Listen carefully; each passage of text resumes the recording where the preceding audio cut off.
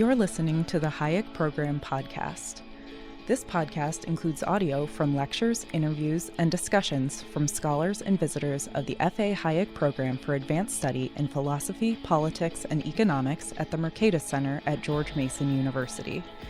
To learn more about the Hayek Program, visit hayek.mercatus.org. To learn about graduate student fellowship opportunities with the Mercatus Center at George Mason University for students at Mason as well as at universities across the globe, please visit students.mercatus.org. Good evening, everyone. My name is Leah, and I'm the president of the GMU Economics Society. On behalf of the Econ Society, thank you for coming out tonight. We'd also like to thank the Mercatus Center for co-sponsoring the event with us. We definitely would not have been able to do it without them. We're very fortunate and thankful to have Professor Deirdre McCloskey with us tonight. If you're interested in learning more about the Econ Society or joining our group, feel free to speak to me after the event. We're really interested in getting more members involved. We do a lot of events on economics and teaching or studying what lessons you can draw from economics.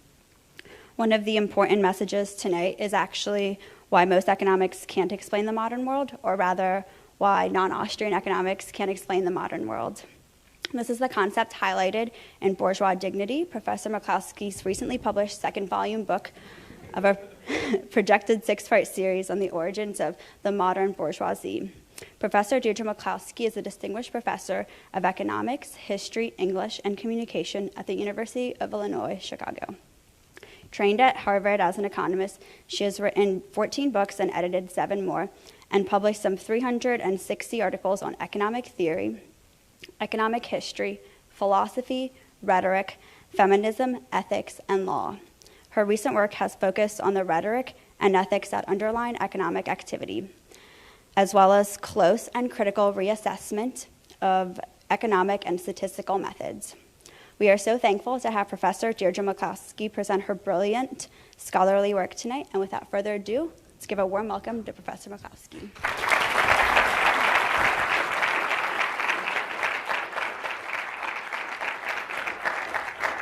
I'm very pleased to be here because George Mason is in some ways the center of my intellectual universe. Honestly, it is.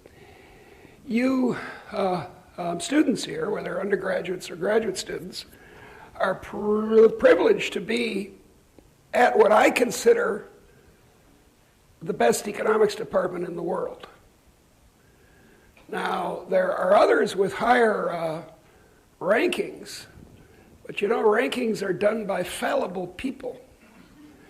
And Princeton and Harvard and Chicago have much less imagination and scholarly range than George Mason. I'm an economist by training, as you heard. Indeed, I'm a Samuelsonian economist. You may not know what that is. Some people call it neoclassical, but that's historical inaccuracy. Neoclassical economics was the discovery by Valra and Menger and Jevons and Marshall in the 1870s that, now hear what I say, that economics is about what goes on between our ears. You may think that economics is about the material world, but you've also been taught that economics is about the future. It's about not allocating fixed costs. It's about thinking of the past as gone and making decisions. How far am I going to walk? Marginal benefit equals marginal cost. Just here. And I stop. It's about the future economics. It's about expectations. It's our conception of the future. Whereas earlier economists, Marx or Adam Smith, thought in terms of the labor content of goods. What was discovered in the 1870s is that it's subjective value all the way down. Cost is merely the opportunity cost of not doing one thing because you decided to do the other, right? The opportunity cost in utils, perhaps, but your internal utils. So economics, in a way, ought to be, strangely, a non-materialist subject. Just because we're economists doesn't mean we have to be historical materialists. We certainly don't have to be Marxists, although some of my best friends are Marxists, alas, the poor souls. But we don't have to be the bourgeois equivalent of materialists.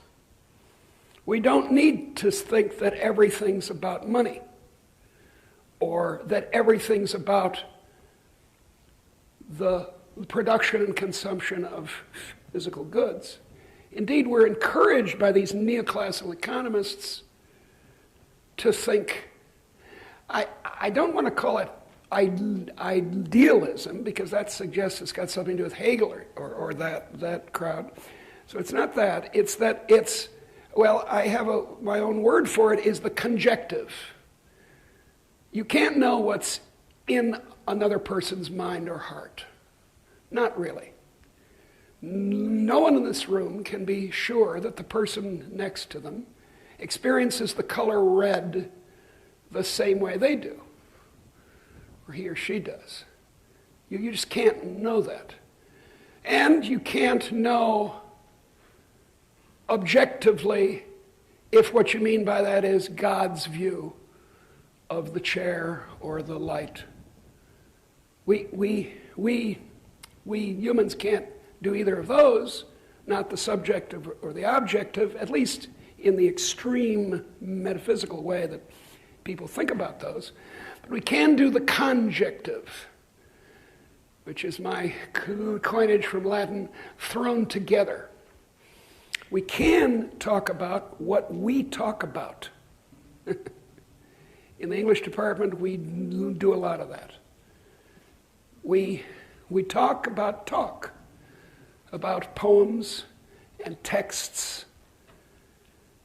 And I'm urging you this evening, in thinking about even something as material sounding as economic history, to reach for what I would call humanomics. Not freakonomics, thank you very much. Not eugenomics. Not economics as not this Samuelsonian economics in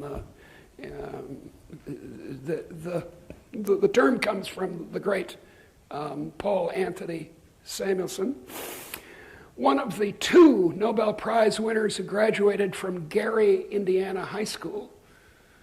The other one is Joe Stiglitz. And it's the kind that's a formalization, a mathematical formalization of Marshallian economics, that's a descendant of these neoclassical people of the 1870s.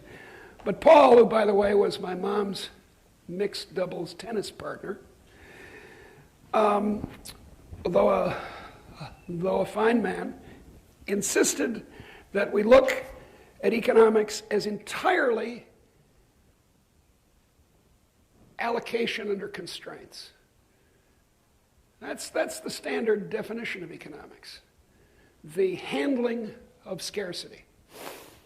Allocation. marginal benefit, marginal cost.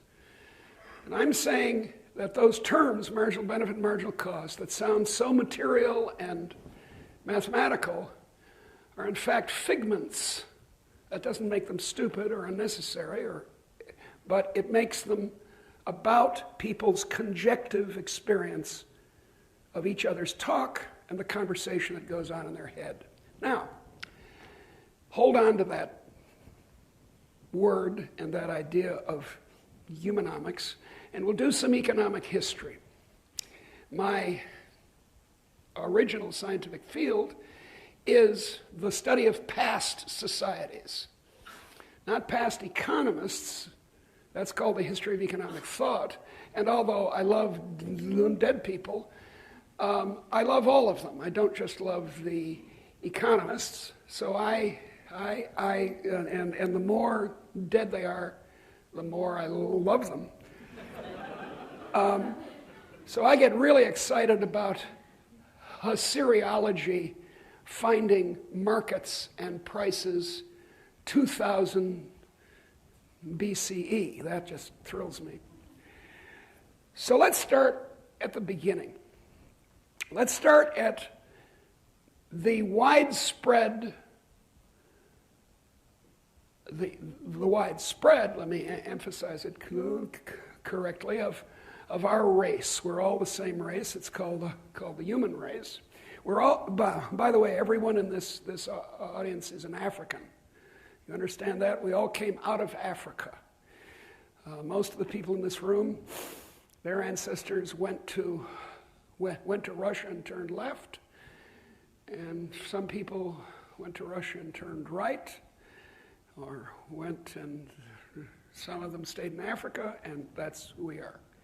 Okay, let's start with that event, which happens around 50,000 BCE. So here we are. This is 50,000 BCE. Back of that is the invention of language.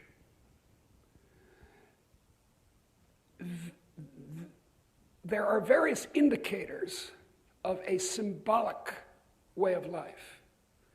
This conjective, indeed, that I'm speaking of.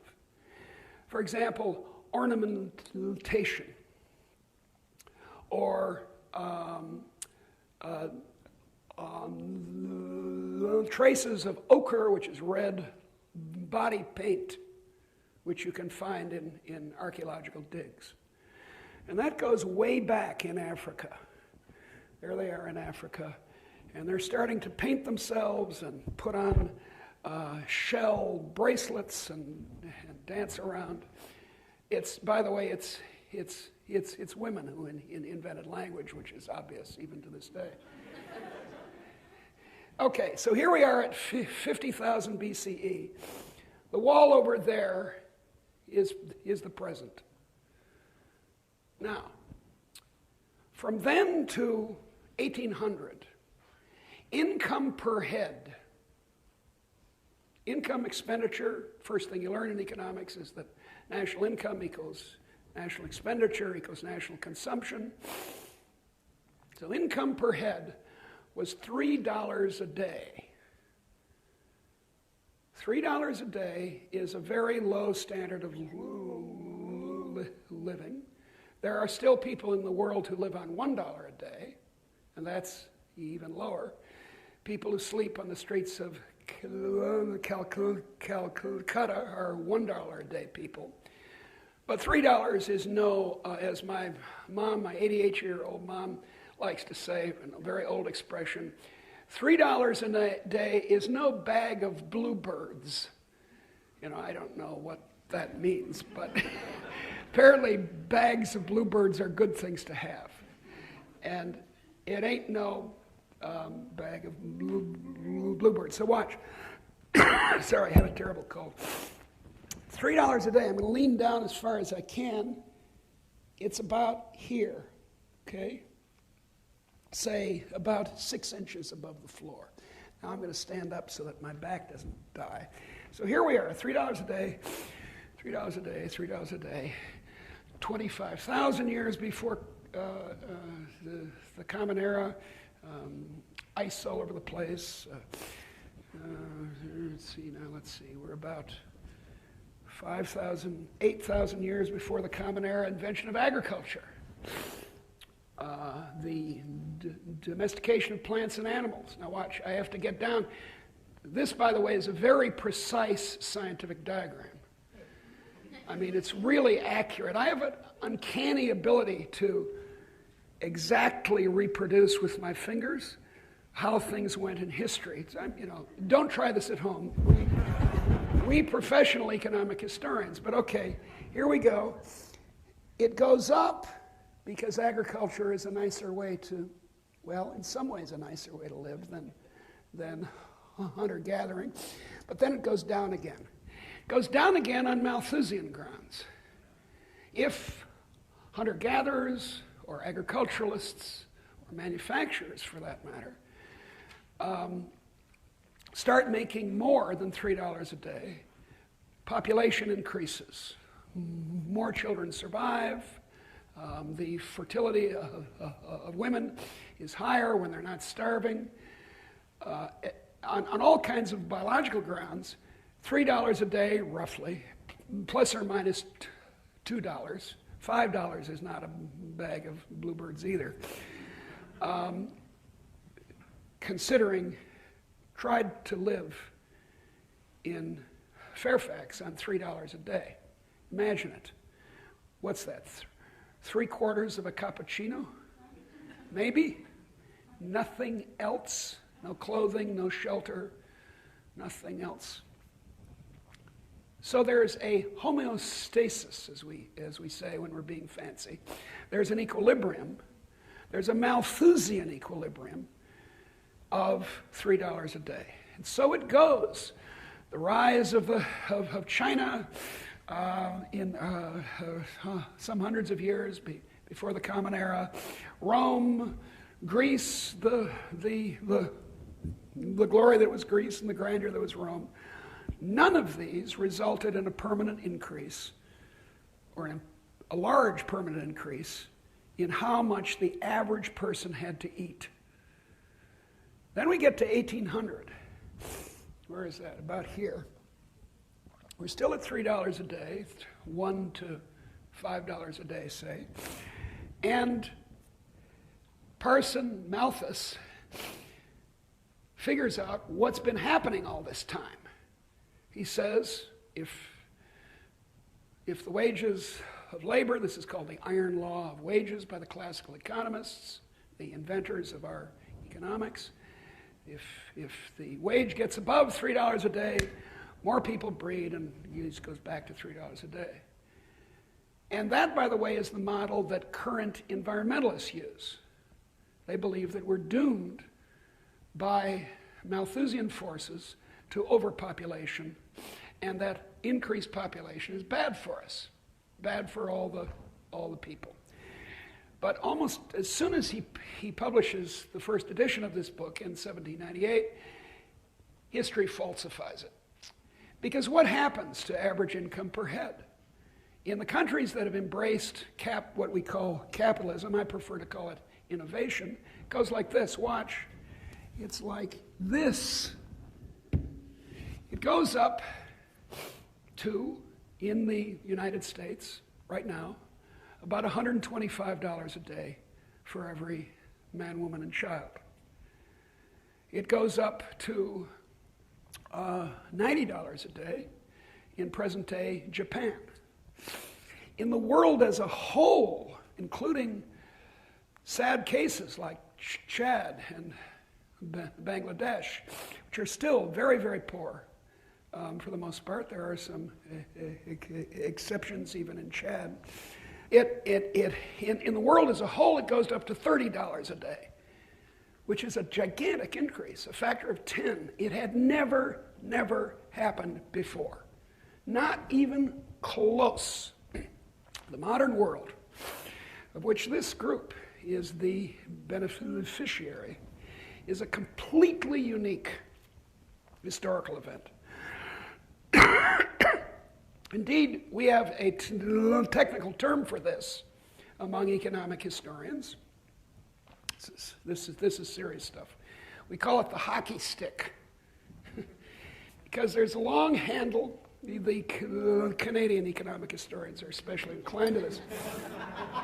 There's this long handle, and then at the very end, there's the sharp blade of the hockey stick, an ice hockey stick. It's not like a field hockey stick that bends back. That wouldn't do. It goes up. Now, how are we going to go about explaining this? Now, if you've been trained in economics, and most of you have, you're going to think, well, let's see, we could do a capital accumulation. There's something, as Adam Smith argued. Capital accumulation is one of the causes, one of the natures and the causes of the wealth of nations. You make more factories, you make more roads, ships, sailing ships, and your income per head goes up. Now, in this book that my host mentioned, which just came out, available cheap on Amazon.com, a very fine book called Bourgeois Dignity, Why Economics Can't Explain the Modern World, I show that investment can't do it. Sheer piling brick on brick, or BA on BA, even this applies to human capital as much as to physical capital, can't come close to explaining the blade of the hockey stick. I mean, not even close. Look, we've got an increase of income per head, I said, from $3 to $120, $125 a day, a factor of about 40. And if you correctly allow for the quality of goods, it's higher, on the order of perhaps 100, factor of 100. So we're 100 times better off than our ancestors. Not 100 times happier, alas. That's a separate matter. But we have 100 times more scope to do what we want. To be a student at George Mason. To take a trip to France. To have our MP3 player in our ear. Or whatever.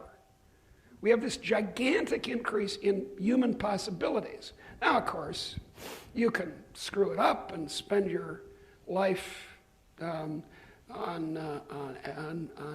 beer and cigarettes.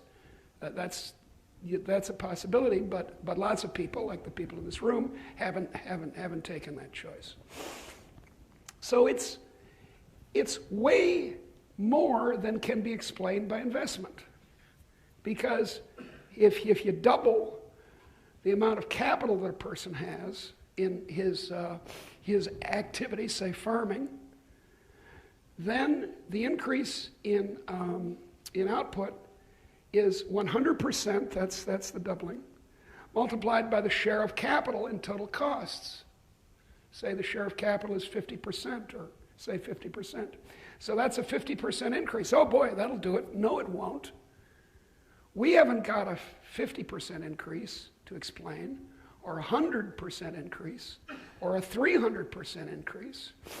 We've got anywhere from, let's say, 3,000% to, say, 9,900% to explain. Understand? The percentage increase is enormous if income has gone up by a factor of 40 or 100, right? Income per head. So we got a problem here because the economics that we've all been taught is the economics of scarcity, as I told you. It's about allocation, getting the allocation right. It's about rationality, as we say. And yet, going from being irrational to rational can't come close, in the economist's sense of rational, can't come close to explaining the most important secular event in human history, which is the Industrial Revolution and its follow-on, what's happened in the last couple of centuries. So this is a big problem. Suppose you're a Marxist. I don't suppose there are too many here, but as I said, I'm very well disposed. I was once a Marxist myself, and that sometimes makes you sympathetic with Marxists. If you're a Marxist, you say it's exploitation that explains it. Aha! Now we got away.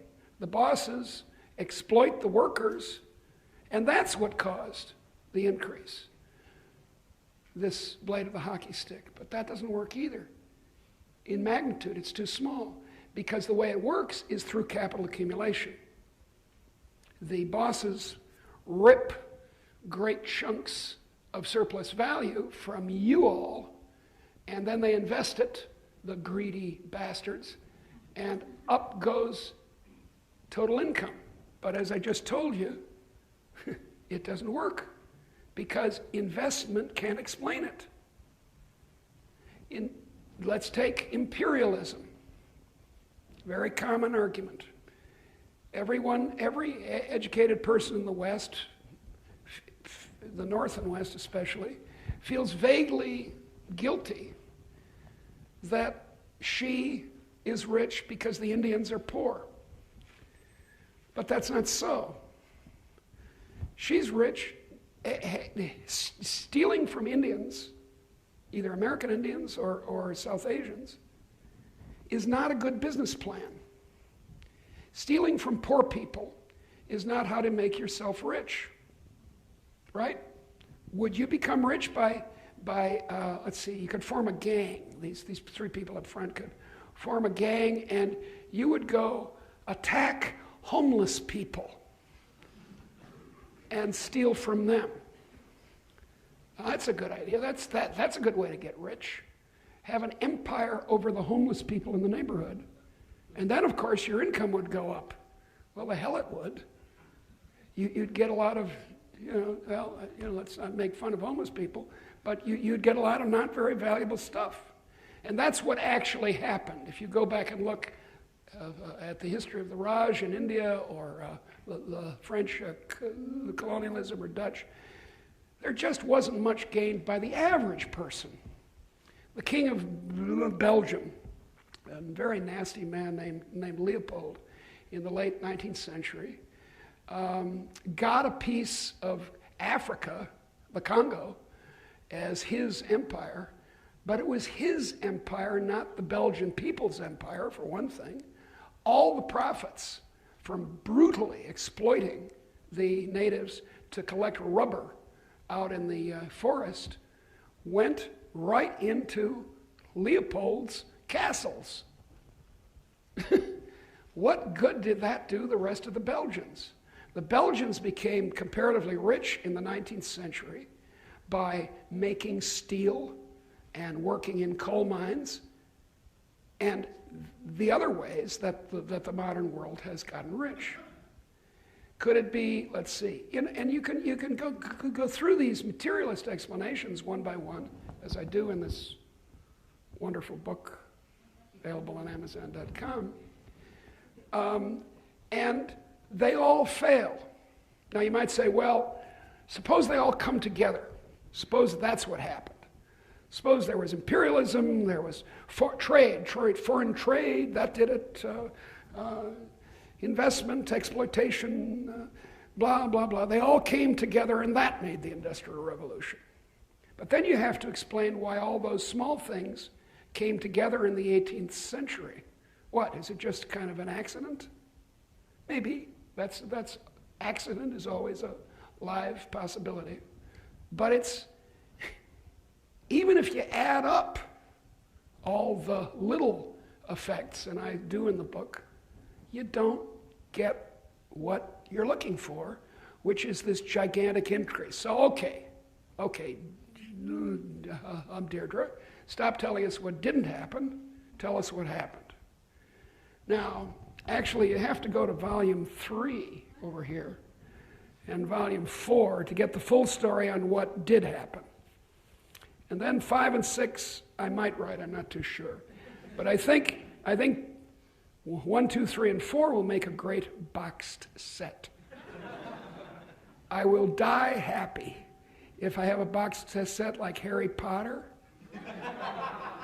If I earn 1/100th of her royalties, I'll be really happy. But anyway, I'm going to have this. See, because they're in the same design. Oh, happiness is a box set, I'm telling you. But because this book is devoted mainly to showing what's wrong with the other theories, but I keep offering the alternative. And the alternative is this. Start with the claim that what made us rich was innovation, what the Austrians call discovery. We got rich. I mean, look around you. Look, we're in a cave. This is a cave. Most of our houses are just imitations of caves. And that doesn't sound like a very good idea. Except, look, there are electric lights. Electric lights.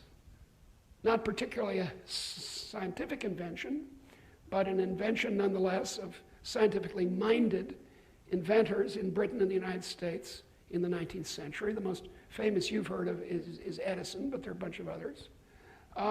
Carpeting. Look at this marvelous, it's such beautiful carpeting. My breath is taken from me by how beautiful it is. And look, there's not a seam from there to there. It's all an enormous piece of carpet. This carpet, when it was woven in some mill, was thousands of feet long. How do you make carpets thousands of feet long? Not with tiny little fingers. You make them with machines, fantastic machines. If you've ever been in a textile mill, an old-fashioned kind, it's very loud, and the stuff is just coming out like mad. And that's a tremendous improvement over homespun. Whatever Mahatma Gandhi said, homespun is much worse than the industrial-made cloth. Cheap steel, that's a very big one. It occurred to a man named Henry Bessemer in 1854. He said to himself, gee, I wonder what would happen if you took boiling pig iron and blew air through it. Henry sounds like a kind of a boyish guy. He liked to see things blow up, I guess. Because that's what it does. It blows up, like my friends when I was a kid who used to, have pipe bombs in the backyard. Anyway, it blows up. And what happens is that all the carbon goes out of the pig iron. Then you can add back a small amount of carbon to make what's known as steel. Steel is low carbon, but not zero carbon iron. That's all it is. And the modern world got the benefit. This is probably a steel frame, this building, and in any case, there's cheap, I guess that's steel. There's steel everywhere. And it's cheap, cheap, cheap, cheap, cheap. If you think that Andrew Carnegie was a bad guy, you're wrong. He made steel cheaply. The price of steel fell like a stone in the late 19th century and has continued to fall, and fall, and fall, and fall. Reinforced concrete. There's a biggie. Combine a technology invented by the Romans and also by the Chinese, because everything was invented by the Chinese, honestly it was, and namely concrete, and combine it with steel, and you got reinforced concrete. And you can build 90-story buildings. If you have an elevator, and the elevator depended on the cheap steel, and depended on the discovery, so to speak, of, not so to speak, the discovery of the electric motor, which depended some on science. Notice, by the way, I keep bringing science into it, but science was not the explanation. Science is not why we're rich. Science is more likely caused because we're rich.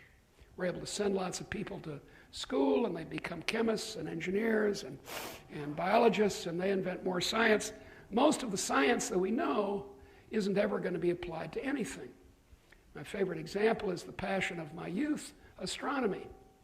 as much as I admire astronomy, I think it's great, the high frontier, all that nonsense, still it's completely useless. Poetry is much more useful than astronomy. And if there's a cost-benefit justification for NASA and for academic astronomy, then there's a justification for subsidizing poets. And I'm all for that. Okay, so innovation is the key, not investment. The investment is, of course, necessary. You know, you can't make a steel plant or a railway without investment, without people abstaining from consumption or being exploited. I don't care where it comes from. In any case, it gets put into the railway or the steel mill. But here, let's speak in a technical way. The marginal product of capital, as John Maynard Keynes famously said, could be driven down to zero in about a generation if there was no innovation, if there was no discovery going on, if there was no new stuff and new services, the invention of forward markets, the invention of corporations, the invention of this, the invention of that. That's what made us rich. Well, what made the invention? It's not easy to say, except that I think I will easily say that it's liberty and dignity for the inventive classes in society. Now, every human being is to some degree inventive. You know, this morning I just figured out a new hairstyle for me. That was a discovery. Not exactly earth-shaking. It's not going to raise national income by 10,000%, but, you know, in my little world, that's an improvement. So we're all inventive. We are creatures of habit, but we're also thinking up new ways to do things all the time. But the class that does most of the heavy lifting is your class, the bourgeoisie, the middle class.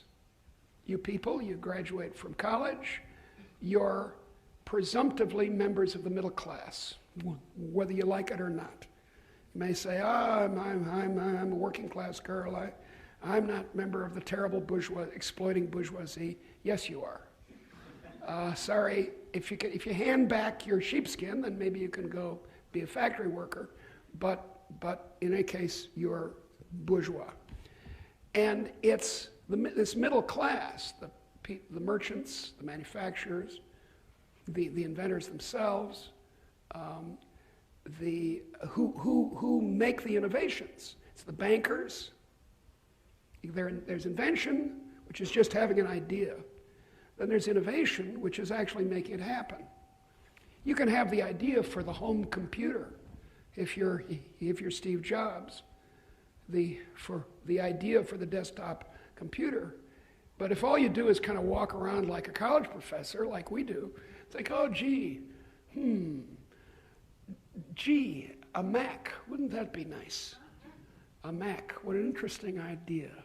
Let me do a paper on that.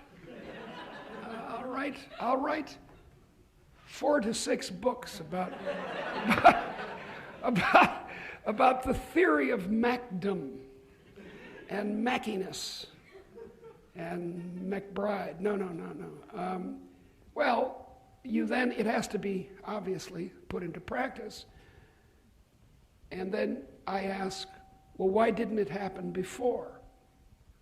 Because see, all those things that I attack in this book, they could have happened before and in other places. I said that China invented most everything.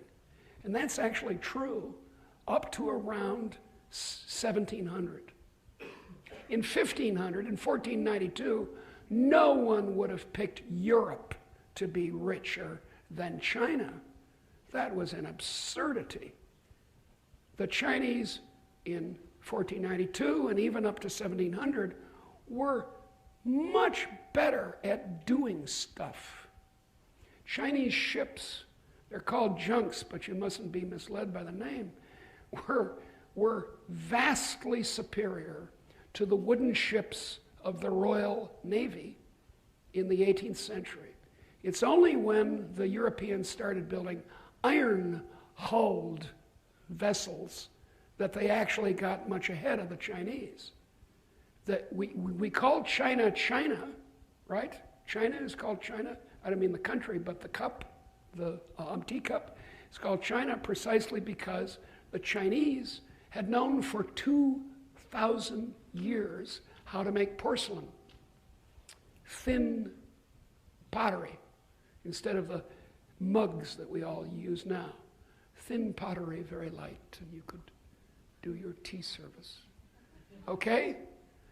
That had to be reverse engineered by Germans and French people and English people in the late 17th, early 18th century. So everyone would have bet on China to be the place where it happened, or the Ottoman Empire, or the Arab world, or Rome, or Greece, or the Persian Empire, or wherever. So those routine explanations, the investment, exploitation kind of arguments that I talked about before, you know, people have been exploiting other people for a long time, believe me, class. This is not an unusual event to steal from other people. This had been going on for millennia, since the first caveman took a rock and knocked out his friend and stole his meat. And investment had been going on. The Grand Canal in China was vastly superior to anything that the Europeans had, really, until the Suez Canal. Well, perhaps slightly earlier than the Suez Canal, but not much, late 18th century. So in order to make this case that it's innovation, there's got to be something peculiar about northwestern Europe in the 17th and 18th century in the matter of liberty and dignity for innovators. And essentially, I claim that there was a unique, one-time only rise of human liberty in the 18th and especially in the 19th century. And along with that, and as a protector of that, the opinion that people had of other people rose. In a hierarchical society, if you're a peasant, sorry, you're a peasant for life, forget about it. That's it. You're a peasant. Too bad. If you're a duke, good. If you're a peasant, bad. End of story.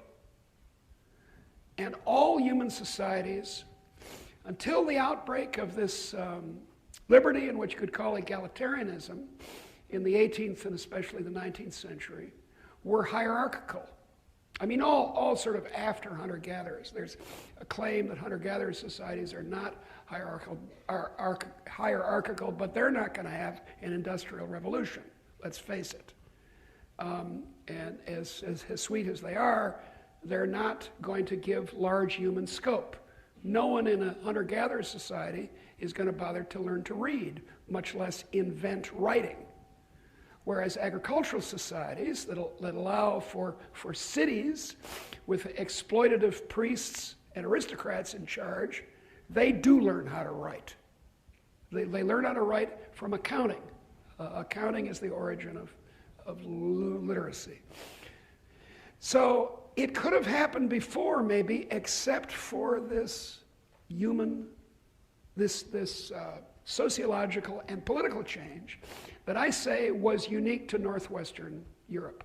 Holland, in particular, Nederland, was the originator of a bourgeois egalitarian society on a large scale. Now, by egalitarian, I don't mean like our egalitarian, not like the modern United States, where every American is, at least in sort of theory, in political theory, equal to every other. That's taken a long time even for Americans to achieve, right? The civil rights movement, the women's movement and so forth, the GLBT movement, yes, pink power. So I'm not claiming that there was an egalitarian society completely in Holland in the 17th century, the 1600s, but it was a great change from societies at the time like France or England, which were not at all egalitarian. Think of Shakespeare. You've all read some Shakespeare. Ask yourself, are there any bourgeois heroes in Shakespeare? There are none. Well, Antonio in The Merchant of Venice? I don't know. Antonio was a dope. He was a fool for love. He was in love with his friend Bassanio, who's the real hero, and Bassanio is a nobleman. And his view of Antonio is that Antonio is a good person to go borrow from. And then the other bourgeois character in The Merchant of Venice is Shylock. And Shylock is not acclaimed, shall we say, in The Merchant of Venice. Yet, eventually, we get bourgeois heroes, even in our high literature, and certainly in our lowbrow literature. For instance, in India, in the 1950s and 60s, Bollywood, which produces more films than Hollywood, by the way, by a very large margin, Bollywood ground out films in which the bourgeoisie were the villains. And the heroes were policemen and government bureaucrats. Honestly, I'm not making this up, this is true. In the 70s and 80s, it started to switch.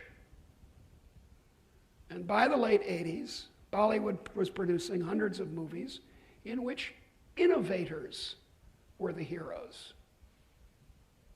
There was an ideological change in India, not in Pakistan or in Bangladesh, but in India. 1991, India gets an economist as a finance minister, a man named Singh, a very distinctive name, you know. And he says, well, let's move to liberal economic principles. Let's honor business people and free them to some degree. And then India starts growing like mad, 7 to 8% a year per capita in real terms. In 1978, of all places, Maoist China does the same thing.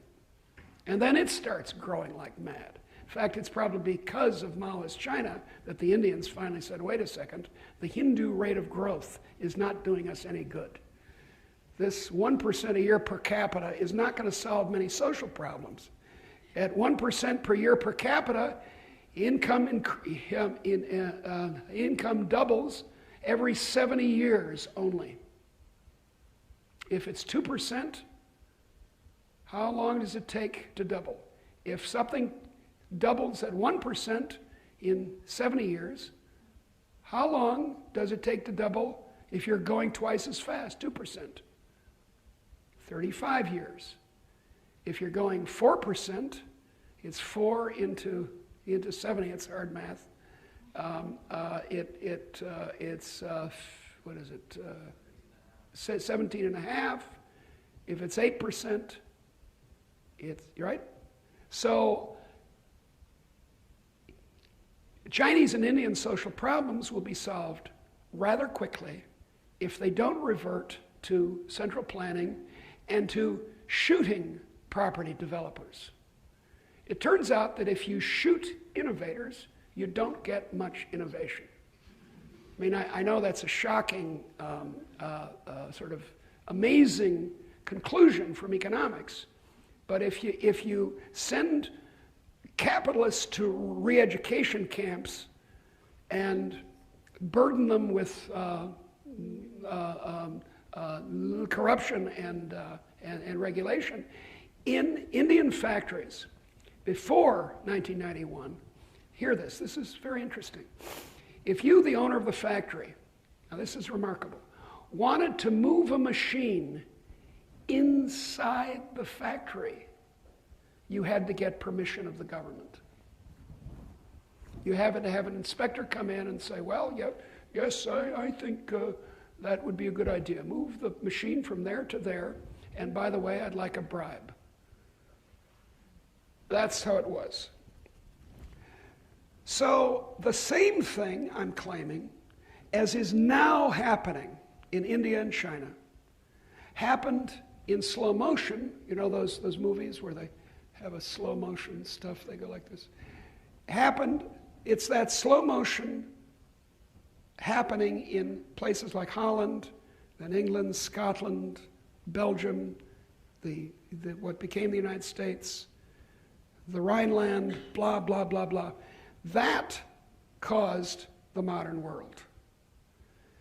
The most important economic story of our time, well, what do you suppose it is?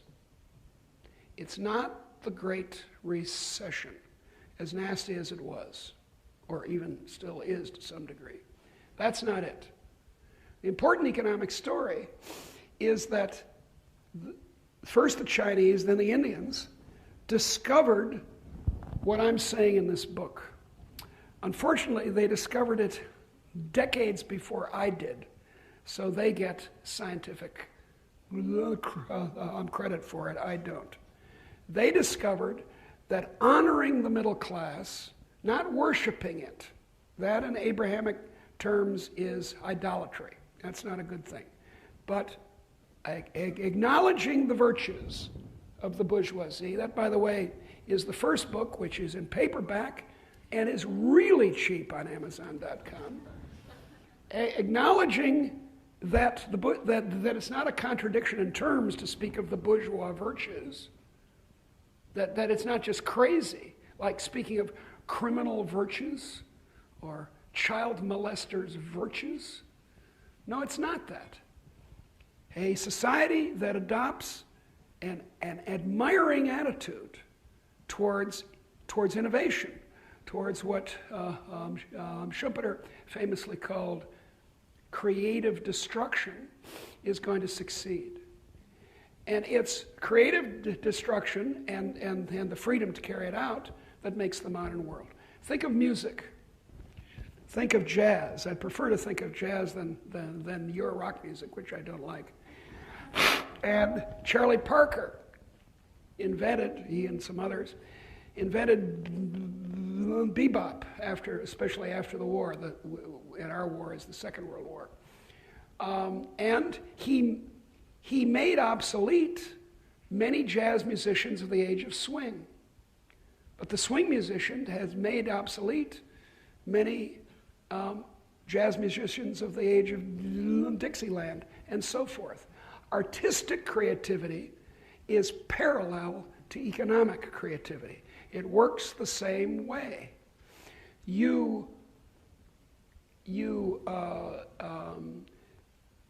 superior art, at least in the view of the buyers of art or the connoisseurs of art, takes the place of the inferior earlier art. This is true in science. Einstein made a bunch of physicists really unhappy because they thought they had it all worked out, that the universe was Euclidean, right, your high school geometry, in its geometry, and it was, it was Newtonian, F equals ma. And he said, no, it's not, in 1905. So a whole bunch of physicists were, so to speak, unemployed by Einstein. But that's how the world advances. That's on the whole good news. It's bad news for the automobile was bad news for blacksmiths, right? Who shoed horses, but it was good news for the rest of us. So it's this ideological change, this ethical change, this political change, this sociological change that caused the economic change. And that's my claim, that, as I said, to be an economist, you don't need to be a materialist. You don't have to say, economics explains everything. In this very important case of the hockey stick, economics doesn't explain what's mainly to be explained. Here's how I think of it, and I'll end here. Think of the tide moved by the moon and the sun and the gravity, and the water sloshes around, and it comes up against the land. And if you've ever seen a tide coming in, it goes up, that's called a tide, and it reaches into this inlet because there's a little sort of hole in the land, and it reaches in there, and it comes partway up the river, and depending on the microgeography of the bank or the sand, it goes here and there. And my claim about the economic history of the modern world, is that the micro details of what happened are economic. They're matters of the relative price of labor and land in England versus the United States and so on. Those considerations are important, but it's the micro stuff. The tide itself hasn't been explained by economics. Some of you, I hope not too many, are taking perhaps courses in growth theory, which I regard as basically hocus pocus. It's nonsense. Because the force that really makes the tide rise by a factor of anywhere from 40 to 100 is ideas, the human spirit, ethics, politics, the conjective. Thank you very much.